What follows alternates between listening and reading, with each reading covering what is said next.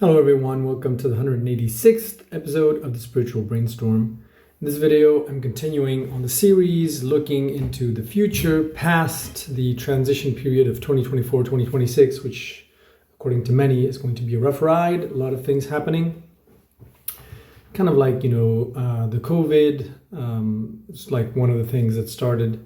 But, you see these crisis moments repeating and occurring every so often because we are in a transition period, a big one, and so it's important obviously to talk about what's going to happen in the next 2 or 3 years, but it's also important to talk about what our societies might evolve towards past the tragedies and things that might happen in the next couple of years. So resuming where we stopped last time, this time I'm going to talk about, transportation, basically self-driving cars and schools. But so let's start with, self-driving cars. This is going to be an easy one and quite quickly. So the transition that we're about to face is this idea of, again, self-governance, and also so self-governance is not just about freedom, it's also about optimizing processes. So centralized governance, centralized with bureaucracies and all that stuff, are not necessarily super efficient. Bureaucracies are more efficient, obviously, than, no rule at all, or informal rules, or, rules that you need to have them when you scale from, tribal organizations to, larger and larger communities. And if you look at many or most city-states that existed throughout history, whether it is Rome and the Roman Empire or Venice or whatever, they had to scale their organization through, centralized bureaucracies in one way or another to organize how things were going, like the economy, law and order, all of the different aspects, commerce, all of that stuff. And it had to be managed in some way. And so bureaucracies and centralized authorities in government is the way to do it. But it is inefficient in a certain way. And self-governance, the whole idea behind, blockchain and smart contracts is to try to automate as much as possible what was before as a centralized kind of a service into something that is automated and much more optimized and doesn't waste resources and allows people to coordinate and to create coherence and order without the necessity to have somebody that's paid full-time to do something that essentially can be summarized into code. And so if you look at transportation, for instance, it's also a very complex kind of mesh and network between all kinds of different things. You're talking about multimodal, for instance, is a very popular term now where you associate train, plane, car, ship, bus, even bike. It's basically how you combine any of these together to reach the most amount of efficiency and optimize things. So for instance, you ride your little bike, to the train station. There you go with the train to a certain place. Then you jump on the bus with your foldable bike and it takes you to your office. And that is much quicker than if you just drove in your car, because then you're stuck in traffic and then you have to find a parking place and all that stuff. Now, transport, there's been a lot of thinking about optimizing transportation. But one of the key issues is capitalism, which is you do have some interesting innovations like the Ubers, for instance, in car sharing. But the problem is you have many companies like car companies that function under a capitalist debt-based monetary system. And what they need to do is sell more and more cars every year, or at least have increasing profits. And if they can't sell more cars, they have to sell them more expensively because they have debt to pay. They're indebted to banks and other various things. And so if they don't generate more money the next year than they generated the previous year, they can't pay the interests on debt and they go bankrupt.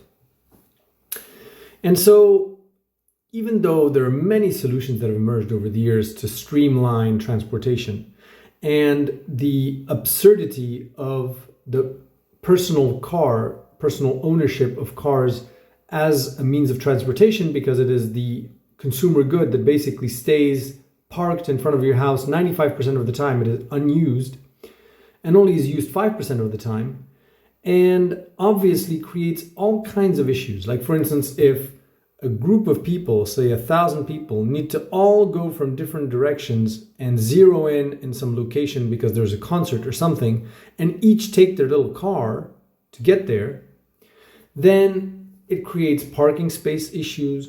It creates, infrastructure issues where the roads are clogged and all that stuff.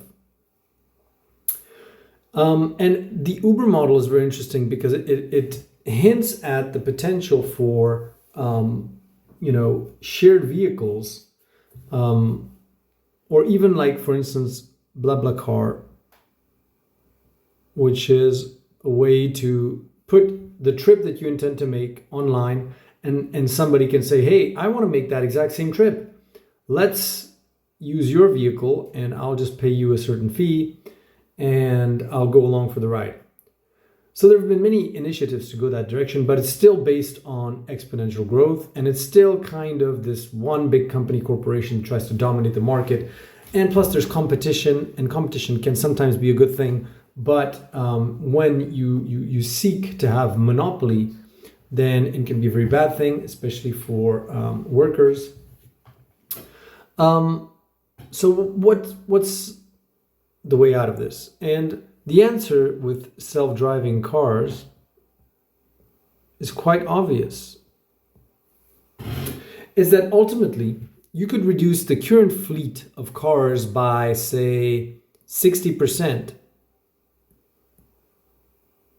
Equip all existing vehicles with self-driving technology, like with cameras and stuff. And obviously the ideal scenario is that this research is open source. You equip all existing cars with self-driving technology, and then people, the owners of the car, leverage blockchain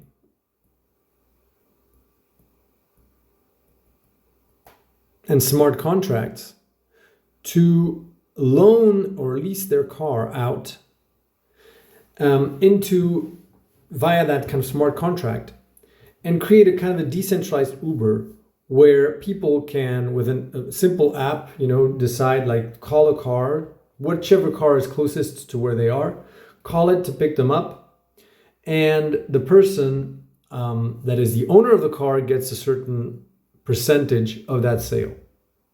So you're renting it out. This is a sharing economy kind of, but in a decentralized way, not a centralized one. And so you can imagine this blockchain solution running with tokens. You can also plug all kinds of different services into that service. So for instance, you could have like a cleaning service for the cars, cleaning, which would, again, this blockchain smart contract would collect all the fees from, the profits from running these vehicles into a smart wallet. And then you could tap as a company into that wallet for providing cleaning services or providing refueling, or being a how should I say this, for towing or repair. So imagine a self-driving car is broken down on the road, and you tap into this smart contract. You provide services as a towing or repair company. And oracles,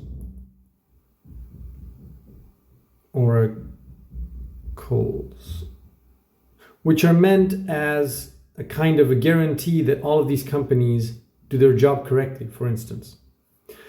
You can imagine all kinds of systems here that you can pre-program into the blockchain. And so that's for people transportation, but also for package delivery.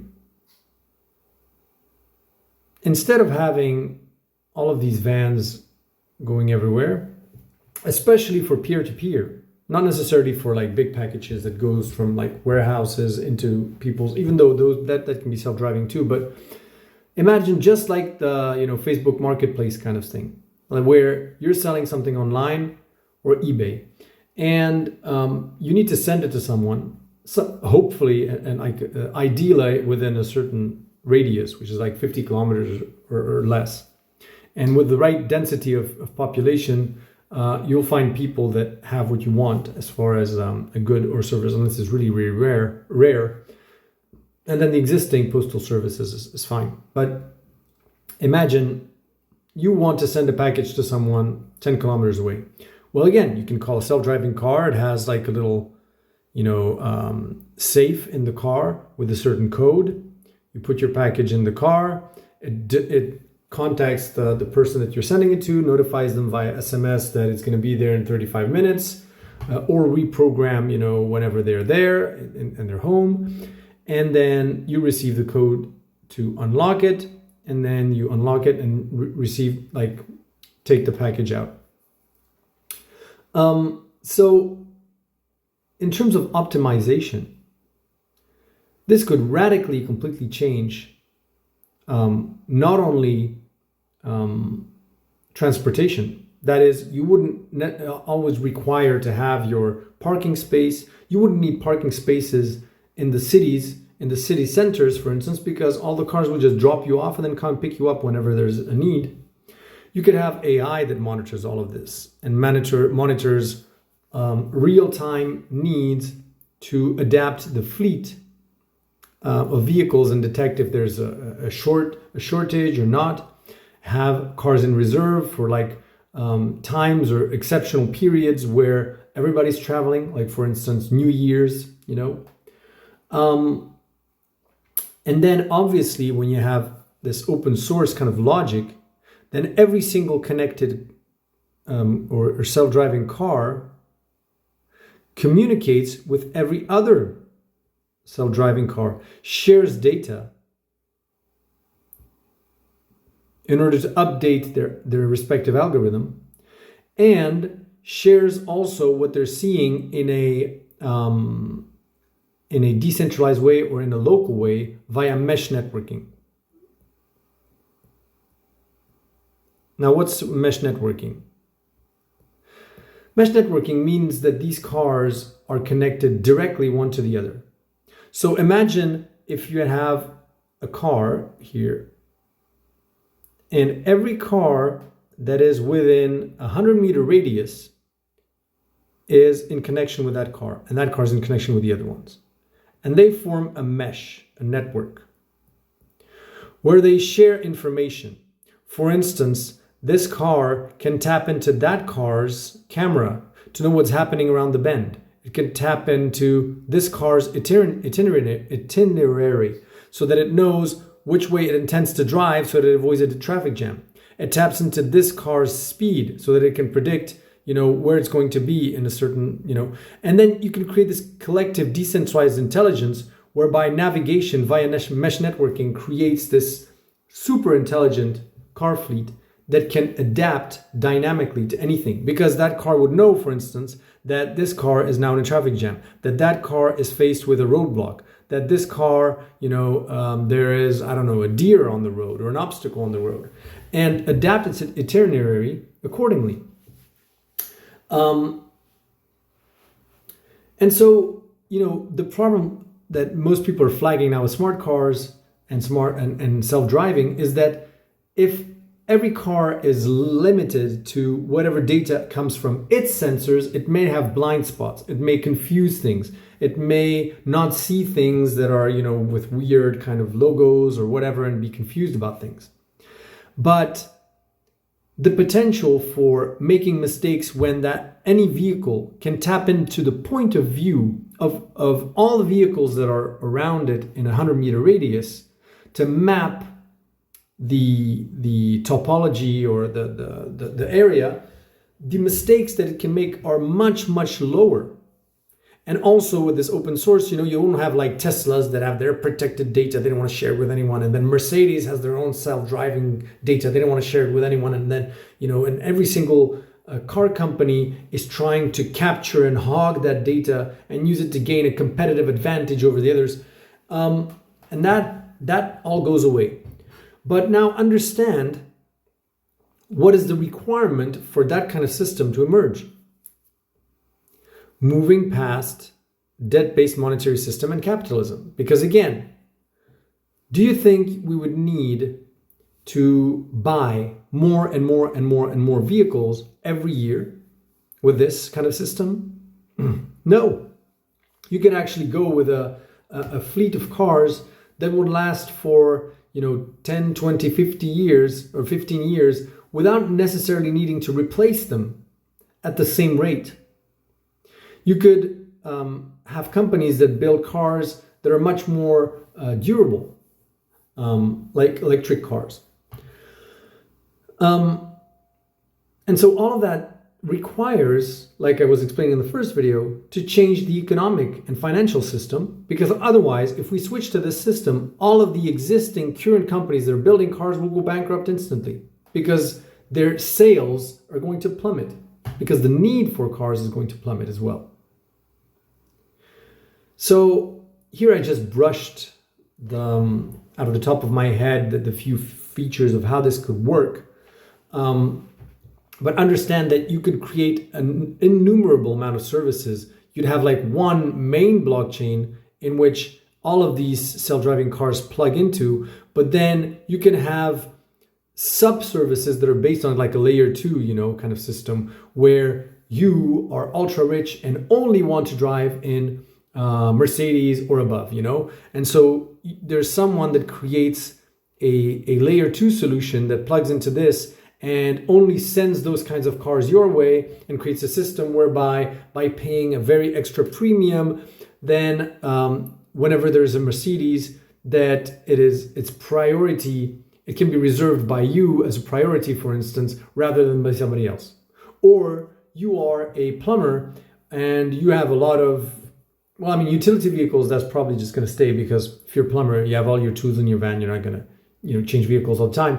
But imagine that you want to have very big vans or whatever, or you're going on vacation or holiday. And so you have all of these different needs of humans that are there that can all be fed into an AI that can help self-actualize this system by creating the right kind of diversity of fleet of cars. And then obviously, because it's not proprietary, not under one single company, then each individual owner can still buy any kind of car they want from a car company, lease it into the blockchain so that it generates revenue for them, and it can buy any car it wants. It can buy a Mercedes because it thinks, if I buy a Mercedes, yes, it's much more expensive, but I'm going to get the extra premium that these ultra rich people want to pay because they don't want to drive in a Toyota or something. And so you're not in a kind of situation where it's all Teslas, and everybody has a Tesla. There's still competition. There's still different offers. But it requires these companies now to operate in a completely different fashion, where it's not about exponential unlimited growth. and the kind of offers they have is about like the how profitable the car is if you rent it out into these smart contracts, how profitable the market is. If there's like too many cars on the road, then your car generates less profit. And so you have a dynamic adaptation of the number of cars on the road, which is natural. And then you can imagine hybrid systems where you can rent a car and reserve it for a week if you're somewhere far on holiday, or have a car that have services of cars that can only drive you within a 50 miles radius, and other cars that are meant for a long, very long trajectories or itineraries.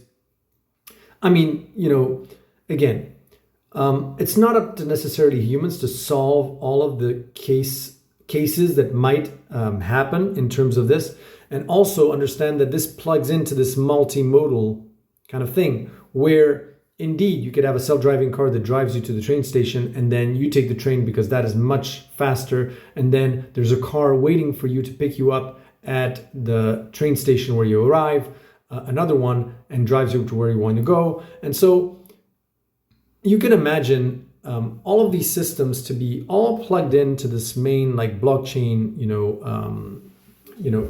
solution or tool, and interoperable. And so you can like seamlessly really travel wherever you want very easily. Like you just plot your course, you plot your destination, and the cost is being calculated. The exact steps are being prepared for you automatically. And you have a proposal between different solutions at different prices. You can even like pay a premium if you want to have the express lane on a highway. The sky's the limit here. You can even have like an emergency button where it can drive you to hospitals, and all the cars like give you priority, and you can like drive on the fast lane or something with these systems. There's just so many things that you can do here. But again, it requires a complete rethink of our financial system and economic system, because otherwise, if this were to be rolled out now, it would create havoc, because it's not something that is designed to scale exponentially and to generate exponential revenues and growing all the time. That's not the point here. It's really about efficiency and optimization. So that's for self-driving cars. Now let's look at this. I've already kind of touched on. It's like the mix of between collective land stewardship and private property. So you still need to have private property for some reasons, for some use cases, and not everything should be like collective land stewardship necessarily. So schools, and this is close to my heart because I'm a parent and I know how crazy it is with the schooling system. So today the schools, it's like super strict. You have like you have to be there at 8:30. You have to pick up your kids at like 15 hours or 16 hours. And it's all like these periods that are very fixed with like different lessons, like math, and then there's geography, and then there's English or language or whatever. And you have different teachers that are there at that time. And if you don't learn these things, then you have to go on a remedial session. And it's all very, very formal, very, very inflexible, which I find will have to completely change. Again, thinking of blockchain, thinking of AI as the kind of potential evolutions, you can think of every single kid of having a kind of account that is obviously crypted, whereby its advances and competences are being tested by AI notably, but also by teachers. And whatever they know, whatever they're interested in, all of their data about their educational kind of pathway is being uploaded on this kind of blockchain. And you could find children that go from school to school. Now, schools, you would get completely rid of this whole very strict kind of regime, where you can basically have, it's open from 7 a.m. to say 9 p.m. or something like that. There are various teachers that are there at various points in time, not overlapping, their periods here like this. And you have classes that are much more, just like learning spaces basically, which are based on age, but also on topic, activity/activity.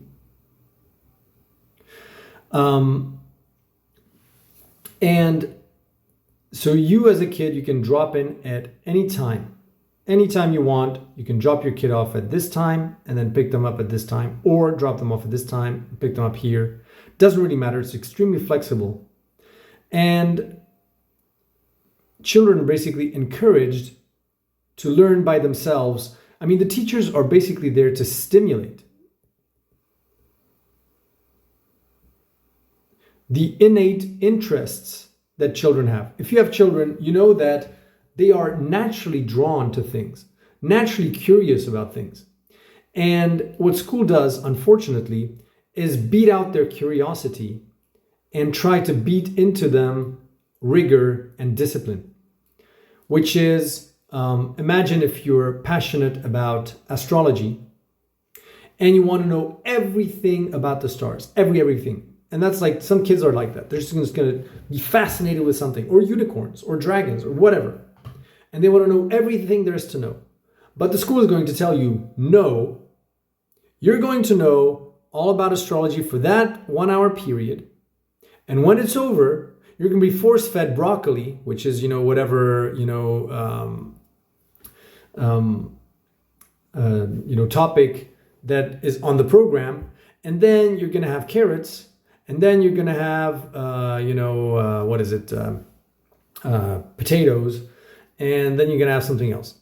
And even though if it were up to the kid, it would do astrophysics for the whole period, and then maybe it would go tired of it. It would explore that topic so much in depth that it would have gone to the end of its initial impulse or drive or curiosity. And then, as any kid, it will switch to something else. And so teachers are there essentially in these schools that I envisage in the future, would just be there as an adult presence to stimulate that natural curiosity and help the kids jump over certain hurdles or blocks. Like, for instance, you don't understand a term, or you're frustrated because it's too complex, or you don't understand a problem or whatever. And within this kind of schedule, then you can have a few periods here that are very strategically chosen, where you would have, your math or your English lesson that would be plugged into here, which would be essentially, this mix for like students that maybe would never go for math at all, and just help them get a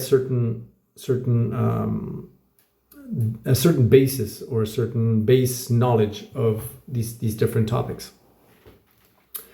Or also as a remedial session, or also to discover things that you might not, as a child, find out about on your own. Because obviously, curiosity is stimulated by the fact that you encounter novel things.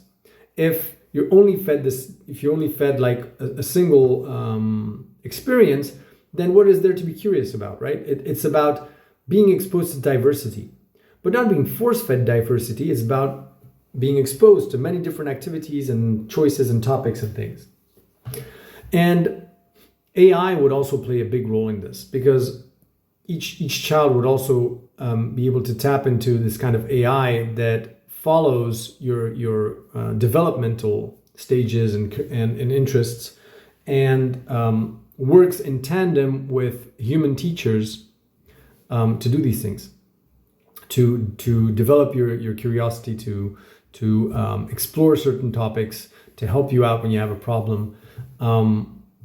But essentially, it wouldn't be this very strict kind of regime. It would be very free-flowing and based on trying to bring out the best in whatever the interests of the child is, and And what's nice is that you have a track history then if you move on to another country, for instance. And that's for parents. And I think this is going to be much more the norm. Moving across countries or across, going from school to school is going to be much more seamless and easy, because any teacher would be able to tap into this blockchain thing and say, okay, just tell me where this kid is at, what are his interests, how would he best fit into my school, how can I best help him, what are the topics that he needs to be assisted in, or maybe things that are weaknesses that he hasn't achieved yet that might be important to compensate. And so it's more this tailored kind of learning. And each child and each parent could also reserve, like you have teachers here, and could reserve slots for their kid for special remedial sessions on a certain topic, which, AI can't do, because it needs this kind of human touch of empathy, of emotional support, which AI, might be configured for that, but not ideal. Like, we're still human. We being in contact with a human is something that cannot be replaced by technology. And so the teachers would not just be selected based on they're the expert on whatever, but based on their quote unquote emotional intelligence, or the way that they can accompany children through through the frustration, through the hardships and all the stuff that they encounter in school. And obviously, the schools would also be a very important place to socialize and co-create. So if we're serious about creating a self-governed society, then schools have to be the first place where this happens, where basically children can contribute to organizing events here, for instance, can co-create things together, like organize between students to build projects or do presentations. You could have music, for instance, bands getting together. You can have basically the rules, how you run your school, that are partially definable or tweakable by children via a system of self-governance, because that's where you can have, for instance, a patch of land here, with trees and stuff, where the children can co-create on that patch of land and decide that they want to build a new swing set here,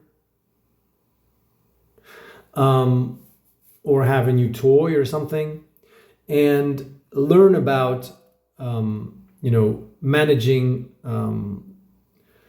multi-signature wallets, managing spending or actually putting together money and then spending it, hiring a company to build that swing set, or building it themselves, getting the raw materials. So there's a lot about knowledge, obviously, but there's a lot also about socialization, co-creation, and getting them ready for entering a society where you're no longer under, preparing them basically to be young adults in humanity as a young adult, not as a teenager society, which is still dependent on and in opposition to, daddy state, but ready to co-create together. And all of these different things that I'm talking about, whether it is self-driving cars, AI, schools, reforms, and all that stuff, you can sense that the current systems are faced with, AI, blockchain, all of these developments, and are being shaken by all of this. So we're going to have to move to all of these things. But there's a lot of conservatism and worries and reticence in moving in that direction, because we're still under all of these old ways of doing things. Like, for instance, some parents or some teachers might fear for the employability of children that undergo this kind of system, saying, well, they wouldn't have the basic skills, and what are you going to do, and what about the fact that not all children learn the same way, and what blah blah blah blah. And so there's a lot of fear involved, but ultimately in 20, 30 years, we're going to live in a world where our systems today will be completely ill-adapted to the world we're going to live in. And so it's just like, in the 16th century, maybe at that point, the best education for your kid was to go to Latin, Greek, and learn and be a priest, or being educated by the priests, the priesthood. But as you had more and more steam engines out there, as there was more and more technology around, then knowing the Bible back to front was less and less relevant in terms of the workplace or in terms of navigating the world around you. And we're in the same kind of scenario where the old systems, whether it is the financial system, whether it is the transportation systems, whether it is the educational system, are going to be less and less adapted to the world that we're about to move to. So now I'm going to spend a little bit of time on, and obviously there's so much more to say about schools and all of these different topics, but I just wanted to, quickly address some of this. So let's look at the steps, because one eventuality is that everything collapses and then we have to rebuild from there progressively. And that's, millions of deaths, millions of people die, tragedy, war. And it's just mirroring all the different transitions that as an individual we had. So there are a million ways that a baby can be born. It can be born smoothly within a couple of hours. It can be born in tremendous pain in 24 hours or more. You can cut the umbilical cord immediately after birth, which is a quite brutal transition for the newborn baby. Or you can use the lotus birth, where you keep the placenta attached, and then the umbilical cord sort of dries up, and after a few days the placenta separates kind of naturally, so to speak, which is a much smoother transition. And the same for going from a teenager to a young adult and leaving your parents' home. There's also a million different ways that can happen. You can also slam the door and say to your parents, I hate you guys, and kind of symbolically decapitate them, like we've decapitated kings, in the past. And then having to fend for yourself and it being a bit chaotic, just like the French Revolution, where it's like you decapitate your kings, but then you do, crazy things, and then you're back under, the supervision of your parents again, because they went back to monarchy for about a century after the French Revolution. Or you can do it very progressively, like England, which had a series of reforms and gradually sort of went into parliamentary democracy from, monarchy of divine right. And so that's the kind of different eventualities and scenarios that we have ahead of us. And we're going to either choose to experience this unconsciously,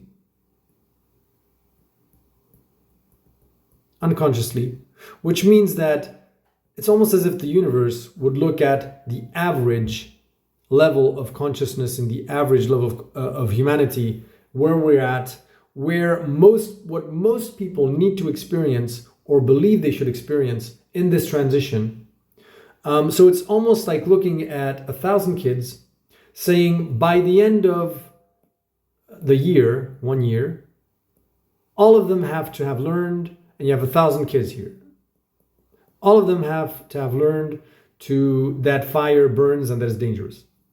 And so unconsciously means you look at those 1,000 kids, you look at the way that they learn, and then you expose them to the experience that is that matches their learning potential. So imagine if, let's say, 90% of those kids will not listen to reason and need to learn through experience. And so you're going to sort of manifest as the universe, quote unquote, events where they all burn themselves on a candle and experience that lesson through pain. Because that's the level of consciousness they are, and you know that you're not going to send like prophets, so to speak, to teach them about the fact that fire burns, because you know that the level of consciousness of those 1,000 kids is that predominantly they will only learn through direct experience. Or if those kids are kind of aware or consciously kind of awake, they can understand that this is what they need to learn, and then they can choose which way they want to learn it and experience that learning process. And, some of them are going to choose, well, you know what? I want to test the fire. I want to test if it burns. Regardless. Okay, it might be painful, but I want to try. And other kids just want to hear about it from someone, that they explained it to them. And that's choosing consciously. And so, these transitions that we're going to go through, I would prefer that they are conscious, which is why I'm doing these videos, which is why I've started this channel in the first place, because it's all about becoming conscious of what's happening and then, having these experiences in a way that isn't just haphazard and chaotic. So that's the whole purpose, right? So how would I see these transitions? So first of all, let's look at governance. The ideal transition in my mind is for local governments and also national ones to understand that this process is taking place, that we are moving inexorably from centralized governments to decentralized ones, from representative democracy to self-governance, and to accompany that transition. At the national government, for instance, what would be ideal is for the existing parliaments to be split in half. One half would be elections like the traditional ones that we used to have with political parties and all that stuff. And the other half would be citizens that would be chosen at random in the population. And they would be paid to work at the parliament with very good compensation, just like your juries in certain trials. And the reason for this is, obviously, if you want to transition towards self-governance, then you need to have ordinary people being accustomed to making decisions and take an interest in governance questions. And this should be at the national level, but also the local government level. Then that's the first kind of reform. But there are many kinds of ideas here. You could also have local governments starting to set up smart contracts and put on the blockchain a certain number of their services and what they're doing, and gradually replacing people that are paid to do certain things with automated systems. For instance, taking part of their lands, as I was explaining, that are under public management into collective stewardship and distributing the tokens, like I was explaining in the previous video, to their citizens so that they manage collectively a piece of land. And so local governments also would be in charge of training their citizenry in the kinds of things that are required to rule the different. To manage or run in the city. Like, for instance, garbage collection. How does it work? What are the problems or whatever? And also not only training citizens, but also training AI on this. So they have all kinds of papers and case law on, say, urbanism and urban planning. And so whenever a person wants to build a new house or something, or a garden shed, instead of going to the administration with paperwork and showing them the plans and whatever, they can just show it to an AI that's been trained on every single decision that has been made over the last 30 years about urban planning, and have a good idea of whether it fits within the urban planning kind of remit or parameters or not. And that's instantaneous. And then you can also receive advice on what it can correct, what needs to be fixed in order to be approved.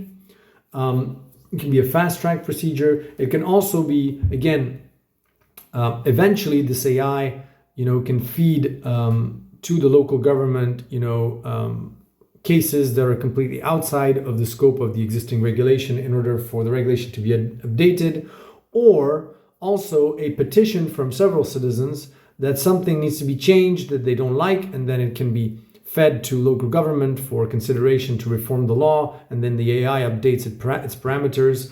Or eventually at some point this petition would go to a self-government body of the locality of people, not necessarily local government, but basically the self-governance equivalent. So that's for governance. And these are just like out of the top of my head. Again, it's like, it's not just that, it's also like the law, like you could say like the judicial, this is for the legislative, but for the judicial, I mean, in terms of judges and law, I mean, AI in here is key again, because it does allow for creating these AI systems whereby parties that are in opposition can submit each to the AI their grievances, assuming that all of their documents and all of the information they have is legitimate and authentic. And then the AI can easily give them an idea of how to resolve that, and a kind of a mediator, like it's kind of mediation. It's kind of where you do settlements outside of court, thanks to these mechanisms that can leverage the collected wisdom of 100+ years of successfully solving cases in case law, and give these people a good idea of how to settle their difference and which one would, quote unquote, win the trial. And obviously then blockchain and authentication of documents is going to be important in the future. That is that today it's very easy to create, even with generative AI, it's easy to create fake documents, fake emails, fake proof. And so it'll be more and more important that communications and official communications and things that you stamp and you sign with your blockchain signature and are updated on the blockchain and validated are trustworthy sources of information, and other sources of information will be discarded. And it will be much harder to create fake documents or fake communications, for instance, like emails or whatever. It will be difficult to do that because your e-signature and the fact that it's uploaded on a blockchain, and you can't pretend like you sent a document 10 years ago, because the blockchain is immutable in that sense. So all of these different systems are coming at exactly the right time and will need to be leveraged in order to create trust and to create to avoid the kind of deep fake kind of nightmare that we're going to have. And these obviously will only be necessary in extreme cases, like when there's an AI or a ruling. And I don't see a kind of police state system where everybody has to prove constantly everything about themselves. What's really nice about blockchain and encryption is that instead of having to divulge the raw information about yourself, you can have an intermediary program that just checks whether that information is correct or wrong, or just processes that data without divulging the content of the data. So for instance, imagine you go to the supermarket and you want to buy some booze. Instead of showing your ID card where everything about you is there, your name, your surname, your date of birth, where you're living, what your gender is, blah, blah, blah, your picture, and all kinds of other information. You just, press on a button or allow for a program to give the seller a green light or a red light in terms of selling you that booze. That's it. Because all that the seller needs to know is, are you above 18 or not? That's all. It doesn't need to know the exact date of your birthday. It doesn't need to know your name. It doesn't need to know anything else. And so, contrary to this belief of like, oh my God, now we're all going to be on the blockchain and now we're going to all be policed and no, we won't be able to. I mean, normally in a society where there is trust and that everything is running smoothly, these controls and checks will only be very minimal and will only happen in case if there's a real problem. Like when you interact with someone, like you're a friend or someone, and you ask them to honor their promises, in a society where there is trust, you don't ask for every single detail, every single bank statement, every single proof of everything. It's when trust breaks down that you are now suddenly, you want to ask all of these things from people. And so that's for law, for instance, and the judicial system, which can be also streamlined a lot because AI can be used as a kind of out-of-court settlement procedure for easily settling, cases where there's a ruling of how much you owe somebody else or whatever, without having to go through the actual process, which is really costly. And then you have like the judges and the lawyers would still be there as a backup for all of the mediation that fails or where the parties don't agree and they want to go and move to a court settlement. So that's not going to disappear yet, but it will be reformed. It needs to be reformed a lot. And there might not be as much need for the number of judges and the number of lawyers that we currently have. So again, big shock. And again, it would be best if the judges and the lawyers themselves would be involved in the creation of these systems. Hopefully. Just like it's best when the parents assist their teenager from being a teenager to becoming a young adult, rather than try to sabotage their attempts at breaking free from their authority. As far as the executive, again, smart contracts can be there for those reasons. But let's look at financial system, because that's a big one. How do you transition out of the debt-based monetary system? So one paper that I've written, it's called Mirroring Biology, is that, and it's also in my book, Mother Earth's Final Push, The Story of Humanity's Gestation, which is on Amazon. There's a whole chapter about this. But basically what you could do is at any time t where there's a big financial crisis, you can convert any balance that you have on your account in euros.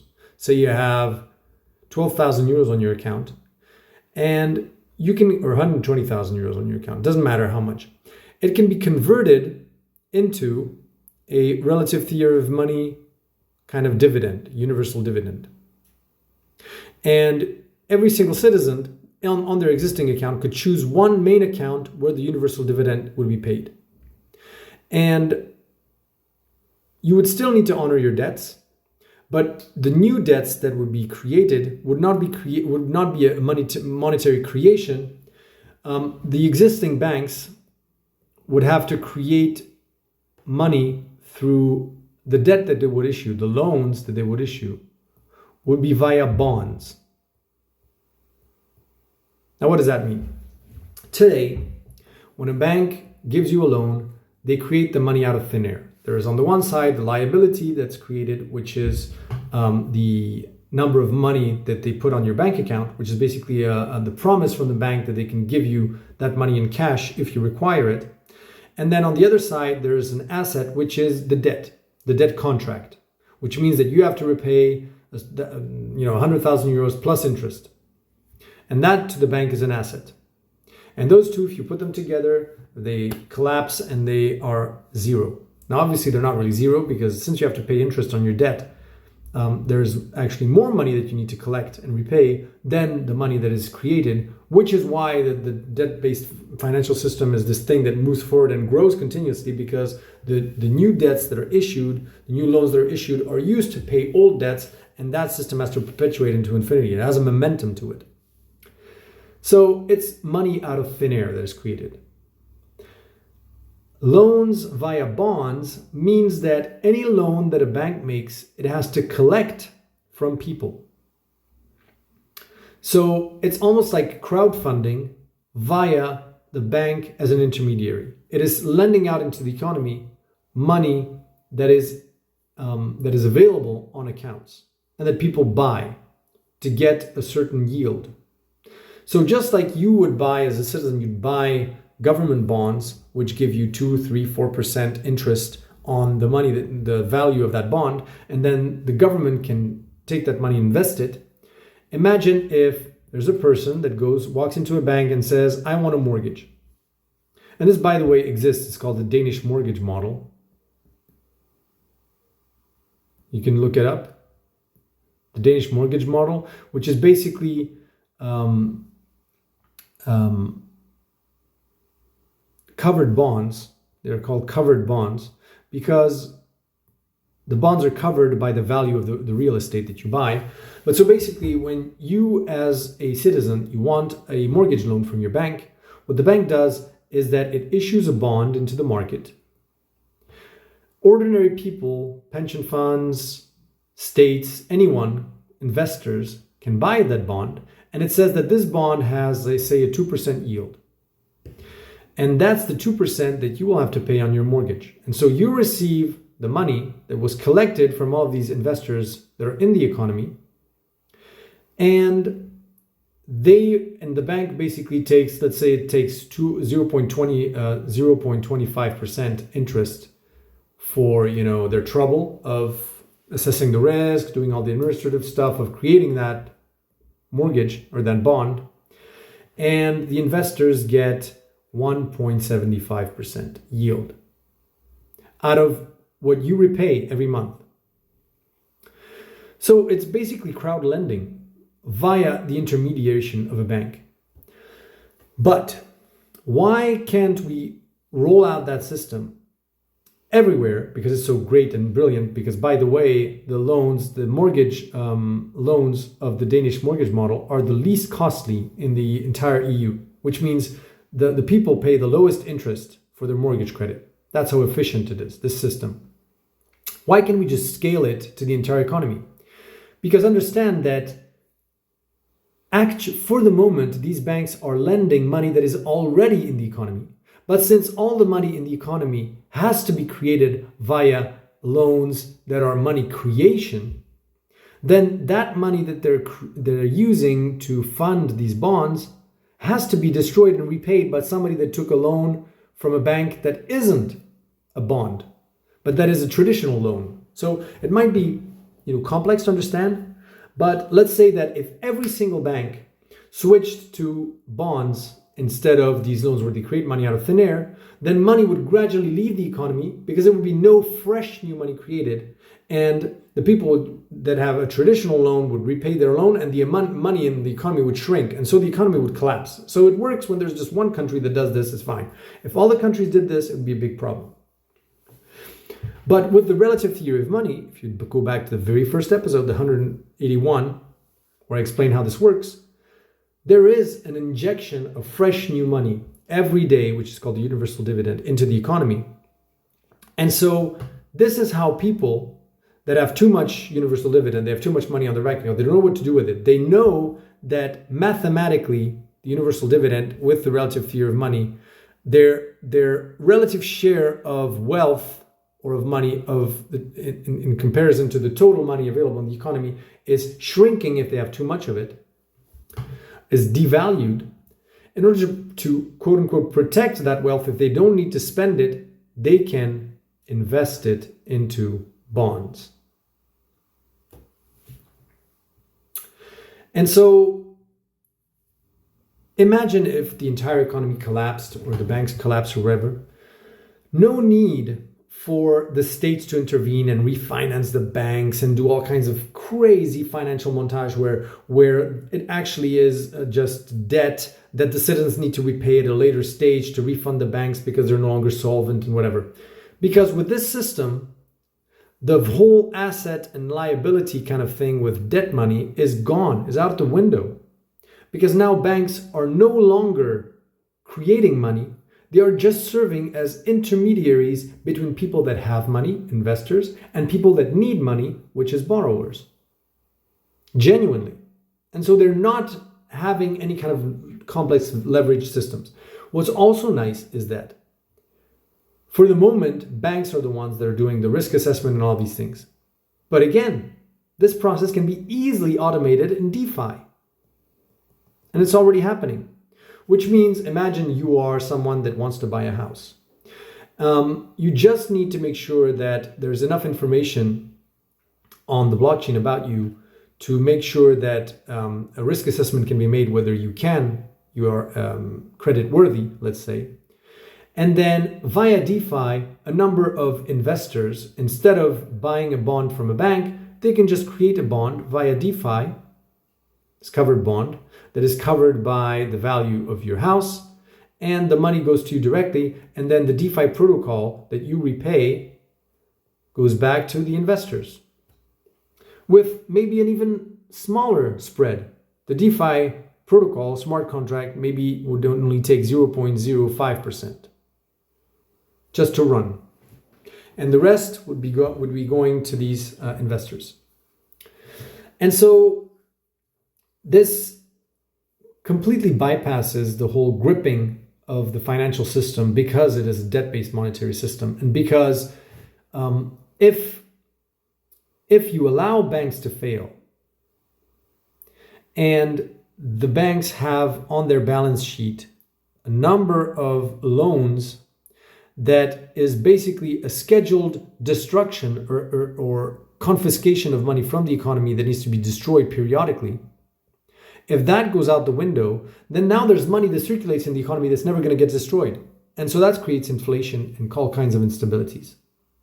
Whereas if you switch the relative theory of money, where it's a mathematical function which regulates the amount of money that's circulating in the economy and devalues it or debases it periodically, automatically, then you can get rid of this whole thing.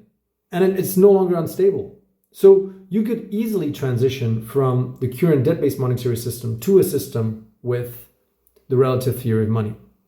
And that to me is, symbolically speaking, this moment of lotus birth, this smooth transition from one to another, where you're not like collapsing the whole financial system, then people for 5 or 6 years need to rely on Bitcoin to make transactions, which is basically like a baby having to survive on fat and burn through fat in order to weather the abrupt switch from being fed by the umbilical cord to breathing with its own lungs, which typically results in a weight loss in the first few days before the baby picks up weight again, which symbolically again means a lot of human deaths. So that's my ideal situation or case where we can switch from the existing debt-based monetary system to another monetary system without having to completely destroy the dollar, the euro, whatever. But these fiat monies can be converted into a completely different kind of money very easily in this kind of way. There may be other transitions or steps that can be thought about, whether it's AI, whether it's self-driving cars and all that stuff. But I think this series has been long enough already. So if you have any questions or whatever, if you have any comments, feel free to comment in the video, and maybe I can pick those up in a future video if there is interest. So I hope you enjoyed this series about the future. And again, understand that everything that I'm doing here, every single solution that I present, is just about ensuring that humanity can